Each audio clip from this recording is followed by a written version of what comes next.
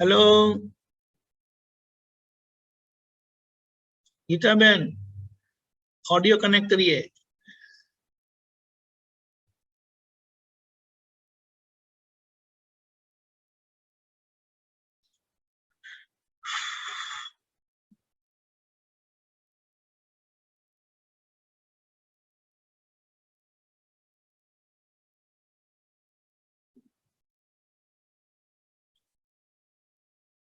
जय सच्चिदानंद।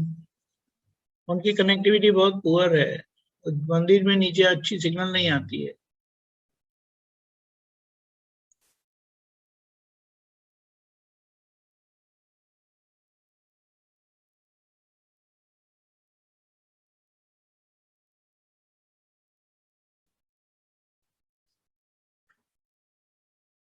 गीता बहन नहीं, शी इज नॉट देयर। तो ऐसा है कि कृष्ण भगवान का जन्म यानी वासुदेव नारायण का जन्म, और वासुदेव नारायण यानी वो 3 खंड के अधिपति होते हैं, यानी राजा होते हैं। वो 3 खंड के यानी सारा विश्व 2 भाग में बट जाता है। एक भाग जो कृष्ण भगवान यानी वासुदेव नारायण के पक्ष में होता है, और आधा भाग प्रति वासुदेव यानी उनके समय में जरासंध थे। जरासंध का नाम सुना होगा। कृष्ण भगवान वासुदेव नारायण थे और जरासंध प्रति वासुदेव थे। तो इतिहास ये, क्योंकि जब भी इतिहास में देखेंगे तो पॉजिटिव नेगेटिव टकराते ही है, कभी ना कभी, कहीं ना कहीं। और ये कुदरत का ऐसा नियम होता है कि पहले नेगेटिव आता है और बाद में पॉजिटिव आता है। तो नेगेटिव नेगेटिव नेगेटिव नकारात्मकता वो इतनी बढ़ जाती है, सब उसको क्या बोलते हैं, इतना अराजकता बोलते हैं ना, बढ़ जाती है। कोई संयम नहीं, सभी जगह पे उल्टा होता है। तो तभी लोगों को भावना होती है कि हमें कोई बचाने वाला आ जाए तो काम हो जाए। लेकिन ये जो होते हैं नकारात्मक शक्ति, वो सामान्य नहीं होती है, वो बहुत विशाल होती है। तो सबको ऐसी भावना होती है कि हमारा बचाने वाला आएगा, क्या मसीहा आएगा। तो उनको भी, और ये होता ही है प्रकृति में। तो ये जो नेगेटिव होते हैं, तो उनके पास ऐसे लोग भी होते हैं जो उनको बताते हैं कि आपको मारने वाला आ रहा है करके। तो उनके समय में जब कृष्ण भगवान का जन्म हुआ था, तो वो हकारात्मक शक्ति का जन्म हुआ था। तो स्वाभाविक है कि जो नकारात्मक शक्तियां हैं वो ऐसे हकारात्मक शक्ति वाले को आने ही नहीं देंगे, क्योंकि उनका राज चलेगा नहीं। नकारात्मकता यानी अंधेरा, और हकारात्मकता वो पॉजिटिविटी है, वो प्रकाश स्वरूप होता है। तो इस तरह से ये दोनों टकराते हैं, और भविष्य में उनका इतिहास लोग पढ़ते हैं। तो कृष्ण भगवान की जो परिस्थिति थी, वो उस परिस्थिति में वो कैसे पॉजिटिव रहे। जैसे हमें दादा का ज्ञान मिला है, तो दादा के ज्ञान से हम कैसे पॉजिटिव रहे। हमारा परिणाम, प्राकृतिक परिणाम, ये कलयुग में ढंग का नहीं है, पॉजिटिव नहीं है। लेकिन हम भीतर से, आज्ञा से पॉजिटिव बिल्कुल रह सकते हैं। इसीलिए आज्ञा हमें जो मिली है वो 100% पॉजिटिव है, और हमें पॉजिटिव रखती है। किसी भी विपरीत परिस्थिति में, क्यों न इतनी तीव्र विपरीत परिस्थिति में भी हम बिल्कुल पॉजिटिव रह सकते हैं, और वो हम महसूस भी करते हैं।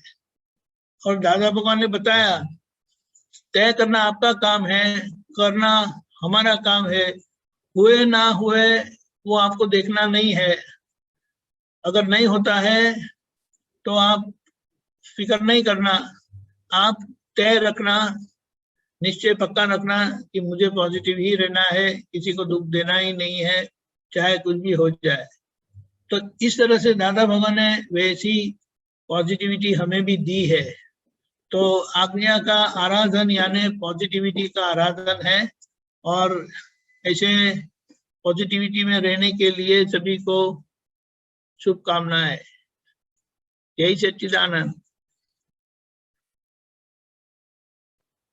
ओके, लाइट चली गई है यहाँ।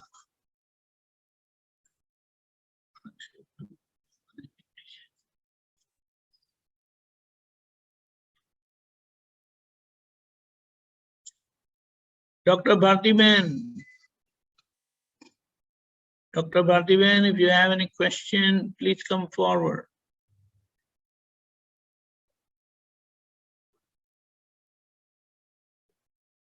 भारती बहन,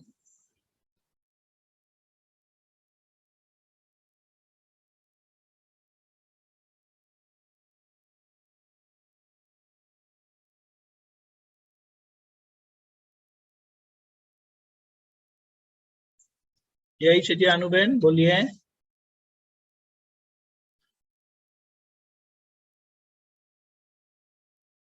Anuben, could you unmute? 1 minute, unmute करिए। हाँ जी, जय सच्चिदानंद, जय सच्चिदानंद सबको।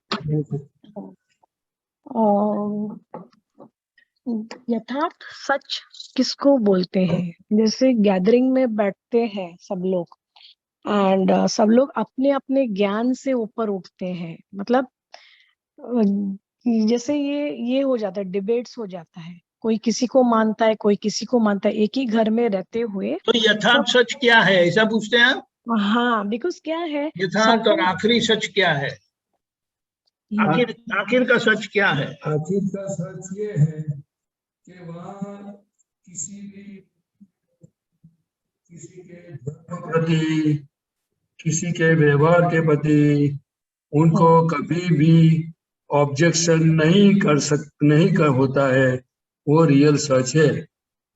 मतलब कि वो सेंटर में रहता है और सभी व्यू पॉइंटों को स्वीकार करता है, और वो अपने अपने व्यू पॉइंट में रहता है। जैसे कि God is in every creature weather visible और इनविजिबल। तो दादा भगवान ने बताया कि सभी जीव के अंदर शुद्धात्मा भगवान है, लेकिन सभी लोग का जो डेवलपमेंट है वो डिफरेंट है। इसीलिए वो कोई किसको मानता है, कोई दूसरे को मानता है, इसलिए वो डेवलपमेंट का फर्क है और कुछ नहीं है। बराबर? हाँ बराबर, लेकिन सबका व्यू पॉइंट अलग हो जाता है, सबका व्यू पॉइंट अलग हो जाता है, तो इसमें डिबेट्स बहुत हो जाते हैं। तो अपने को मैं जिसको मानती हूँ वो नकार करते हैं, और वो जिनको मानते हैं, ऑफ कोर्स किसी को भी नीचे नहीं करना है, सबके अंदर में शुद्ध आत्मा है, लेकिन अपना व्यू पॉइंट देके हम हट जाते हैं, बिकॉज हमको फर्क नहीं पड़ता है किसी के ओपिनियन से या किसी के बेस से। लेकिन जो सच है, जो यथार्थ सच है, वो अगर समझाना चाहते हैं, वो लोगों की समझ में नहीं आता है, तो हम बोल के छोड़ देते हैं। तो मैं ये समझना चाहती हूँ और समझाना चाहती हूँ कि नहीं, आप मीन सब लोग जहां से गिरते हैं वहां से उठते हैं, लेकिन मेरा जब भी समझाना होता है वो समझ नहीं पाते हैं। मतलब मेरे को इसका कारण है दादा भगवान ने बताया जी में जो रियल सत्य आपको पता चल गया जी, तो उनका हमें आग्रह नहीं रखना चाहिए। वो जो उनका आग्रह वो ही पॉइजन है।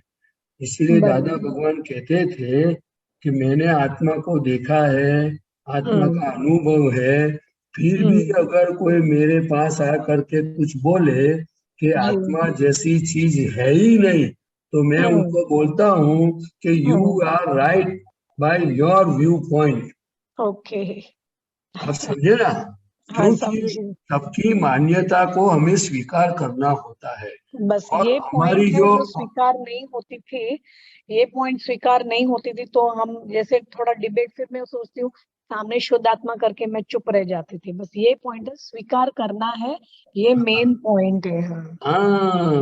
हाँ, जैसे दादा के हमेशा दादा भगवान मेरी हाजिरी में हम सत्संग में बैठते थे ना, तो दादा जी। भगवान हमेशा कई कई लोग ऐसे आते थे तो ऐसा ही बोलते थे कि यू आर राइट। हमेशा पहले को जीता देते थे दादा, ओके। और हमेशा ये कहते थे भी कि मैं हारने के लिए आया हूँ, मैं जीतने के लिए नहीं आया हूँ, मैं आपको जीता दूंगा। ओके। आप समझे ना, क्योंकि बिल्कुल, मतलब अपने आप को छोटा बनना है, सब जगह छोटा ही बनना राइट राइट, उसको क्या बोलता है, छोटा बनना है, वो अपनी भाषा है। लेकिन दादा यही समझते हैं कि हमें उन लोगों से झगड़ा करने की जरूरत नहीं है, हमें निकल जाने का है। हमारा जो बिल्कुल। निकलने का मार्ग है वो ऐसा ही है, हम झुकेंगे तो निकल सकते हैं। बराबर। जो मैं आपको एक बात बताऊं, आपने मैं जब एक स्टोरी थी कि दो, एक नाला था, और जी। नाला में दो सामने सामने एक बहुत छोटा सा होल था, तो उसमें से निकलने के लिए दो सामने दो बकरी आ गई। हम्म। अब शायद बिल्ली की बात है, मुझे अभी आप थोड़ा समझाने के लिए बोलता हूँ। जी। तो वो दोनों सामने हो गए तो कैसे निकलेंगे, क्योंकि बहुत छोटा सा होल था। तो पहले क्या किया कि एक बकरी ने अपना मुंह निकाल दिया तो वो निकल गई, फिर बाद में वो दूसरी निकल गई। आप समझे ना, अच्छा, समझी समझी। ऐसी कुछ स्टोरी मैंने सुनी थी। इसी तरह हमें हमें हमारी पकड़ को छोड़ना होगा, हम्म। हमें छोटा बनना भी होगा, और हम कुछ नहीं जानते ऐसा बबूचक बन के निकल सकते हैं। लेकिन जो अगर हम कुछ बोलेंगे तो लोग और ऊपर टाइट हो जाए, तो इससे नुकसानी उनको होती है, क्योंकि हमारे बराबर। निमित्त से, आप ये बहुत गहरी बात है समझने के लिए, जी। हमारे निमित्त से आत्मा के बारे में, ज्ञानी पुरुष के बारे में, मोक्ष के बारे में अगर उसको उल्टा सुल्टा कुछ बोल दिया, कुछ कर दिया, तो हमें उसमें निमित्त बनना नहीं चाहिए। बराबर। बराबर।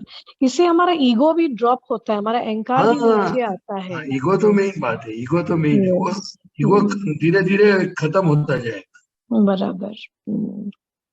बहुत बहुत धन्यवाद। जय सच्चिदानंद। जैसे जय जैसे सच्चिदानंद। जय सच्चिदानंद। मनीषा बहन।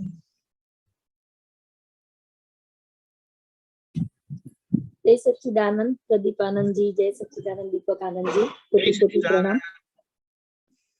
दादा की दृष्टि में निमित्त किसे कहेंगे प्रदीप आनंद जी? क्योंकि दादाजी ने कहा कि निमित्त अकर्ता निर्दोष शुद्ध होता है, तो निमित्त किसे कहेंगे? निमित्त किसको कहेंगे कि समझो कि अगर मैं बैठा हूँ और किसी ने आकर के मेरे को एक कुछ बोल दिया उल्टा सुल्टा, तो जी दादा ने बोला कि ये जो आपको मिलाया किसने, तो क्या व्यवस्थित शक्ति ने मिलाया। जी वो आदमी तो इधर घूमता था कहीं भी, तो आपके पास कैसे आ गया। जी। और दूसरा कि 4:05 पर क्यों आया, और दूसरे लोग बैठे थे तो उनके पास क्यों नहीं गया, और अब आपके पास कैसे आ गया, और आपको ही क्यों इतना बोला। जी जी तो जी वो जो निमित्त हमेशा हमारी जो कर्मों की, जो पूर्वभव की गलती है, तो जी कर्म जब फल देने के लिए सन्मुख होता है तो वो कुछ न कुछ निमित्त से ही हमारा एक कर्म का निमेड़ा होता है। जी। जैसे जैसे कर्म का चार्जिंग है वैसे वैसा निमित्त मिलेगा। आप समझे ना। जी तो दूसरी बात है, दादा भगवान ने एक एक्सपेरिमेंट किया था, वो मैं आपको बताता हूँ जी कि अगर किसी ने आपको 2-4 उल्टे सुल्टे शब्द बोल दिए, तो आपको तो ऐसा लगेगा यार ये मुझे ऐसा क्यों बोलता है। तो फिर आप उनको बोलोगे कि यार और दूसरा बोलो ना, तो वो क्या बोलो, बहुत ज्यादा बोल। और ज्यादा बोलो ना, तो वो क्या बोलेगा, क्या मैं आपके जैसा फ्री थोड़ा हूँ कि बोलूंगा चलो हटो यहाँ से, ऐसा करके निकल जाएगा। तो दादा ने बोला कि आपने किसी को 4 चोपड़ा दी, आपने 2 बार उल्टे सुल्टे शब्द बोलेंगे तो वो 2 ही बोलेंगे, आपने 4 बोला तो वो 4 ही बोलेंगे। जी तो इतना एग्जैक्ट व्यवस्थित मैंने देख करके अनुभव से मैंने आपको ये ज्ञान दिया है। इसीलिए जी। निर्दोष महिला क्या कि उनकी इच्छा, आप उनको पूछेंगे कि आप मुझे बोलने आए तो आपकी इंटरेस्ट था, तो बोला नहीं। किसी को दुख देने का इंटरेस्ट होता ही नहीं है उनको। फिर भी ऐसे संजोग खड़े हो जाते हैं तो एक दूसरे के साथ पटकाते हैं, वाणी से पटकाते हैं, बॉडी से होता है, मन से होता है, बुद्धि से होता है, समझे ना। इसीलिए उनकी स्वतंत्र शक्ति करने की नहीं है, इसीलिए वो निमित्त है, इसीलिए वो निर्दोष है। निर्दोष क्यों है? तो कि व्यवस्थित शक्ति उनको प्रेरणा देती है, वो हिसाब से वो करता है, इसीलिए वो निर्दोष हो गया। जी। बराबर। और निमित्त महिला क्या, उनके साथ कुछ न कुछ पूर्व भव का हिसाब हो तभी वो निमित्त बनता है। हमने शाम को हमने मिलने आता है, नहीं तो हमें मिलेगा ही नहीं। आप अगर समझो आप मेरे साथ सवाल करते हो, मैं आपके साथ बात करता हूँ, वो क्या है? हम एक दूसरे के लिए निमित्त है, क्या है? लेकिन हमारा हिसाब कैसा है? तो कि मोक्ष में जाने के लिए कुछ न कुछ भावना की होगी, तो हम इसीलिए आत्मा की और पुरुषार्थ की बात कर रहे हैं। आप समझे? मैं बोलने वाला नहीं हूँ, मैं भी निमित्त हूँ, लेकिन ये निमित्त भाव, हाजिर रहना, खुद को दूसरा की बात नहीं करता हूँ, नहीं। अच्छे कार्य के लिए, और कोई बुरा भी हो जाए तो हमें जागृत रहना है। अच्छे काम में तो बहुत अच्छी तरह से निमित्त बन के निकलना है, और जब बुरा हो जावे, किसी को दुख हो जावे, तो उनके साथ प्रतिक्रमण करवाना है कि प्रदीप भाई आपका ऐसा नहीं चल सकता है। आप बोलते हो ना मोक्ष में जाने का है, मोक्ष की बात में करो, लेकिन अभी ये दुख हुआ, उनका प्रतिक्रमण करो, अपने को अकाउंट क्लोज करना है। जी जी जी। हमें शुद्ध होना है। क्या करना है? जी, शुद्ध होना है। हाँ, तो ये आलोचना प्रतिक्रमण प्रत्याख्यान का भी कभी कभी लाभ लेना चाहिए, ऐसा है। એટલે નિમિત્ત એટલે એનું કશું પોતાનું ચાલે નહીં, એને કુદરત જે ધક્કો મારે એટલે એને ફરજિયાત કરવું જ પડે, કારણ કે કોઝ એન્ડ ઇફેક્ટ। आप समझे ना? जी। हम कुछ करते नहीं है। दादा के कोई भी एक आदमी ऐसा लाओ मेरे पास, उनको करने की कोई शक्ति हो, किसी में कुछ करने की शक्ति नहीं। अरे सोने की शक्ति नहीं, उठने की शक्ति नहीं, चलने की शक्ति नहीं, बोलने की शक्ति नहीं, लेकिन फिर भी वो इंसान को सही दृष्टि नहीं होने से वो अच्छे कार्यों में ईगो करता है जी कि मैंने किया, बस वहां उसका चार्जिंग पॉइंट है जी। तो हमें ये बहुत, आपको कैसे हमें प्रयोग में जाने की जरूरत है कि देखो मैं आपको बताऊं जी कि अगर आपके परिवार में कोई आपको बोले मनीषा बहन, हम सोच दीपक आनंद जी ने बोला कि मनीषा बहन, तो आपको उसी समय आके हाँ शुद्धात्मा है, व्यवस्थित ने उनको मेरे साथ देखो बोलने का, कुछ व्यवहार करने का हिसाब आया, वो निमित्त है। वो निमित्त जब बोलेंगे मनीषा बहन, तो आप बोलोगे हाँ दीपक आनंद जी जय सच्चिदानंद, ऐसे तो आप बोलोगे नहीं घर में अकेले बैठ के। निमित्त होगा तो कुछ एक्शन एंड रिएक्शन होगा। आप समझे ना? जी ये फिजिकल बात करता हूँ मैं जी। ऐसे कोई भी निमित्त आता है तो अंदर भी कुछ बिना कुछ बोले भी अंदर चलता रहता है। किसी का व्यवहार देख के भी निमित्त को देखते रहे तो चीड़ आती है, कोई निमित्त ऐसा दिखता है तो उसके प्रति प्रेम भी आता है, लेकिन वो निमित्त है, क्या है? हमें थोड़ा अलग अलग कॉर्नर से जो हम देखेंगे तो इतना बढ़िया विज्ञान है। लेकिन मैं आपको सही मेरी बात बताता हूँ, मेरे पास पूरा प्रोजेक्ट है, ऐसे ऐसे जैसे आप सवाल करते हो ना, तो उनके लिए पूरा प्रोजेक्ट है कि एक एक दो संजोगों को अलग अलग एंगल से उसको मुझे विज्ञान से देखना है। लेकिन इतना नहीं कर पाता हूँ मैं, इसलिए कभी कभी सोचता हूँ कि अकेले आके केलनपुर में या कहीं एक रूम में बैठ के पूरा दिन किसी के साथ कुछ बोलना नहीं है, लेकिन ये 2-4-5 प्रयोग करके मुझे मेरा एक्सपेरिमेंट करना है कि क्या मुझे रिजल्ट मिलता है, लेकिन नहीं हो पाता है। बहुत कोशिश करता हूँ, थोड़ा बहुत होता है फिर चला जाता है। इसलिए हमें ये पहले तो क्या करना चाहिए कि ये मन वचन काया वो मैं नहीं हूँ और मेरा स्वरूप शुद्धात्मा ही है, वो हमें बहुत पक्का कर लेने जैसा है। फिर धीरे धीरे धीरे सब ये जो जितने भी संयोग निमित्त आएंगे ना, तो उसमें आप बहुत अच्छी तरह से काम कर पाओगे, मतलब आप देख पाओगे। हम अभी जो देखते हैं ना, वो देखना और ज्ञान से देखना, वो दोनों में बहुत फर्क है। जैसे भी समझो कल भी हम दीपक आनंद जी के साथ बैठे थे रूम में, तो बहुत सारे महात्मा आए, तो जो एक बार मैंने वो सेटिंग किया था कल कि कैसे कैसा है शुद्धात्मा है, क्या है पैकिंग, कैसे है वो, क्या अवस्था क्या होती है, तो उसका थोड़ा बैठा था मैं, तो मेरा चित्त एक ही जगह पे वो रिलेटिव रियल और ये सब चलता रहता था कि कोई बोलता था तो ये वाणी रिकॉर्ड है, ऐसा अंदर थोड़ा बहुत चलता रहता था।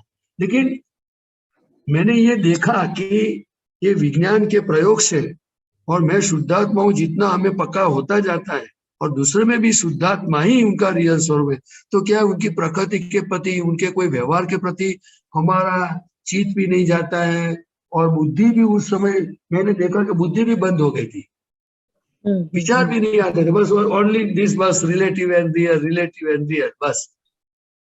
तो हमें ये महात्माओं को बहुत अच्छा चांस मिला है ये जूम के नियम से, तो हमें एक 10 मिनट 2 मिनट के लिए भी घर में प्रयोग में जाने जैसा है। समझो कि हमारा बॉडी है, तो हमें एक बार सोचने का हूँ शुद्धात्मा छू, હું શુદ્ધાત્મા છું, પછી આપણે બોલે હું અનંત જ્ઞાન વાળો છું, પછી આપણે જોઈએ कि क्या हाथ में ज्ञान है, हाथ को कोई ज्ञान है?